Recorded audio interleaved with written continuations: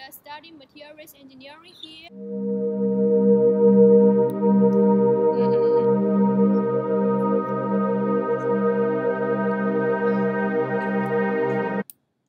The name of the major is Materials Engineering, and it is housed in College of Engineering.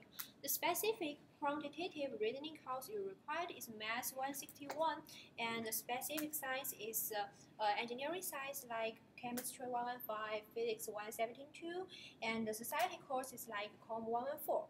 It doesn't need any foreign language. You also have 18 credits of free electives. And the code requirements, first you have to take a mathematics course, which is higher equivalent of Math 161. And second, you need to take a science course like Biology 110, Chemistry 115. And the third category is one course is taken from foundational or com course like English 106 or Com 114. You also need to take engineering class, for example, engineering 131 and 132. What is materials engineering? In this class, we will learn the relationship between materials properties, structure, processing, and performance. For example, in the third semester, you will learn a course named MSE 230, and in this course, you will learn the crystal structure, symmetry, and defects. You will also learn X-ray diffraction. It's very cool. And some of you maybe like airplane. You will also learn some parts of airplane and materials of it. I think maybe some boys will like it. You know, you can't make anything without materials, right? So for example, I like music and I like guitar. In materials engineering course, I will learn something about guitar, like you can use some new materials to instead of wood, and the voice of guitar will not be affected by humidity and moisture. My Holland code is AIE, and the Holland code of materials engineering is IIE. And my congruence score is 30, which is higher than 12, so which means I'm quite fit for this major. And my MBTI result is ISTP, and the heart of this type is ST, means I'm efficient and data-oriented person, so it is a very important trait for being an engineer. And the top three things I want to mention is first, what is materials engineering? It make you understand the relationships between materials, properties, structure, processing, and performance. And you can also conduct models by yourself. We will also learn some interesting things such like the proportions of water and the cream in ice cream, how to make it taste smooth. Hi, I'm Carolyn Quick, and today we're going to take a closer look at industrial design located in Powell Hall. This is one of the sculptures located in Powell Hall. Industrial design can be found in the College of Liberal Arts.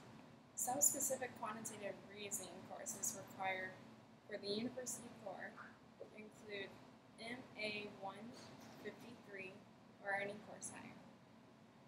The science or science, technology, and society courses could include statistics 113, anthropology 210, philosophy 270, and many others. A foreign language is required. You need 3 to 12 credits, and it's preferred that you could speak proficiently through a level 4 in one language. There are also 9 credits required of selectives. For quota requirements, you need 2 quota forms, and then these forms are going to be given to the CLA and for registrar. The quota papers must be signed by yourself and your instruction. You have to have your intended majors plan of study with you, and then you should have your CLA course sheet with completed courses marked and graded. And then you also need to take a quiz before you can switch. This is my sister, Elizabeth Quick. She actually graduated with a major in industrial design. She currently works in California at a company called Green Toys. So this is an example of one of the toys that she actually made. It wasn't for the company, but this is actually why the company was interested in her. Other people design tables, lights, shower heads, just anything and everything needs a design. Before starting industrial design, you have to take AD 105 and AD 113. If you do not take these classes, you will not be able to make it into industrial design. And then during your sophomore year, you have a portfolio review. If you pass the portfolio review, you can actually be in the industrial design program. But if you do not, then you have to try again. It is a very strict program, and they only take around 16 students. For my Holland code, I scored an ESA, which I can use the A for artistic ability, which can come up with designs like this.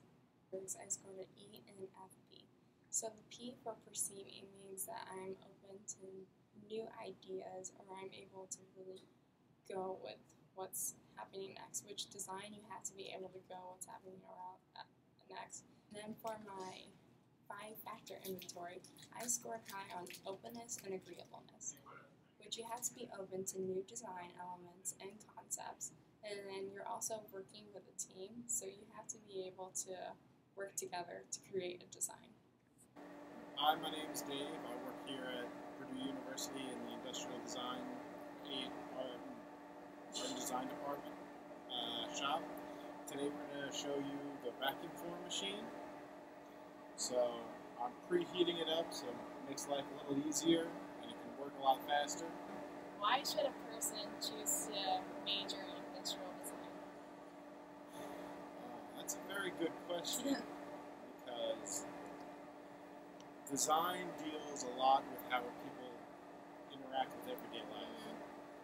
It's very in the back of every people's head, but there are people out there that seriously think about the way you interact, especially now, it's the way you interact with everything else in the world. Yeah.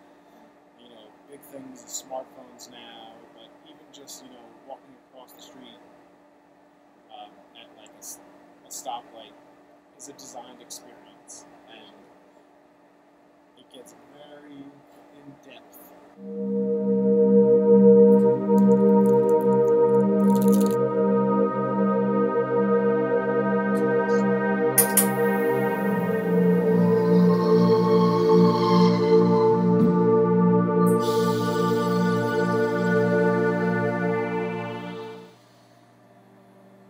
Every major has something that is unique or special to that major, but it also has other things that can relate to different majors.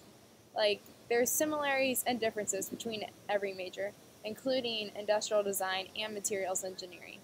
For example, some of the similarities are that both involve product design in some type of way. And design and materials are found everything in your life. You look like the watch and the laptop. Mm-hmm. And then also materials, how they work together is important to design and materials engineering.